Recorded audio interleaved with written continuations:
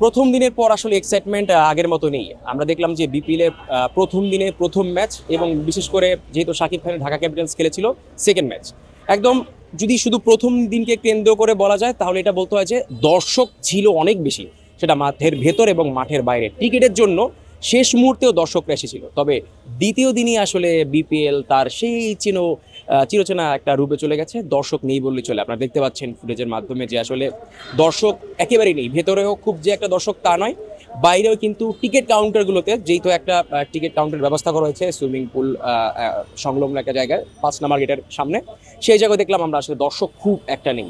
এবং 1 number 2 number অন্যান্য গেটেও নেই। এখন দর্শক কেন নেই?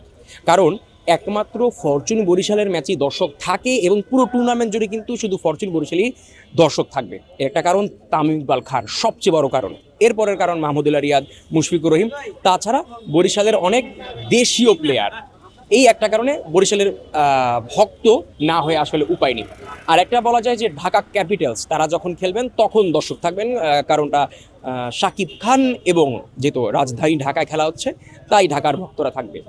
বাট এছাড়া বাকি যে দলগুলো খেলবে এক্সেপ্ট রংপুর রাইডার্স, যাদের একটা পুরান ফ্র্যাঞ্চাইজি, যারা আসলে অলরেডি জিএসএল জিতে এসছে, বিপিএলও জিতেছে, তো তাদের একটা ফ্যান বেস আছে। বাট এই 2-3 দল বাদে কিন্তু আর বাকি যে 2-3 দল 4 দল আছে সেই দলগুলোর কিন্তু কোনো নির্দিষ্ট ফ্যান বেস নেই।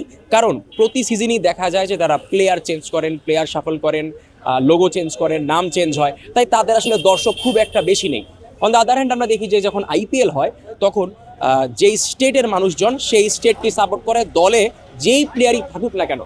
আমরা দেখলাম যে বিপিএল এর দ্বিতীয় দিনের ফার্স্ট ম্যাচে খুলনা বনাম চিটাগাং ম্যাচে কিন্তু আসলে কোনো মানুষজনই নাই, খুব একটা বেশি নাই, যেরকম প্রথম দিন ছিল। আমরা ধরেছিলাম যে অনেক দিন আসলে ক্রিকেটের বাইরে ছিল, আমার এই হোম অফ ক্রিকেট, হয়তোবা দর্শকরা আসবে টি20 ফরম্যাট দেখতে, বাট খুব একটা দেখা যায়নি। উল্টো এটার এক্সাইটমেন্টও বলতে হচ্ছে এনসিএল টি20 থেকে অনেক কম, কারণ দেশি প্লেয়াররা তো সেখানে খেলেছিলেন এবং সেখানে কন্টিনিউয়াসলি পারফর্ম করেছে। বাট বিপিএলে আসলে একেবারেই উল্টো দৃশ্য আমরা দেখছি যে আসলে খুব একটা মানুষজন নেই। তো পুরো টুর্নামেন্ট জুড়ে যদি শুধুমাত্র ফরচুন বরিশাল, রংপুর রাইডার্স এবং রাজধানী ঢাকার দর্শকরা আসেন, আর যদি যখন বিপিএল শিফট করবে সিলেট কিংবা চিটাগংয়ে, তখন হয়তো বা সিলেট বা চিটাগংয়ের ফ্যানরা আসবেন।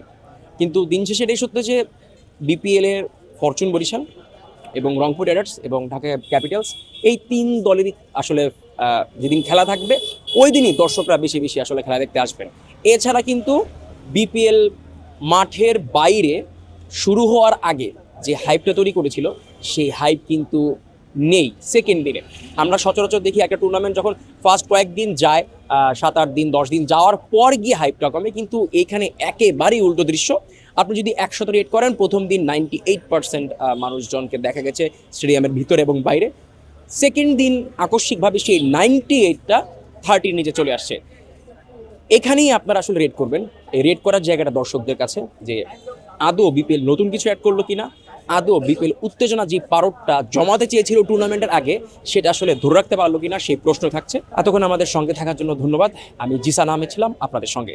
আসসালামু আলাইকুম।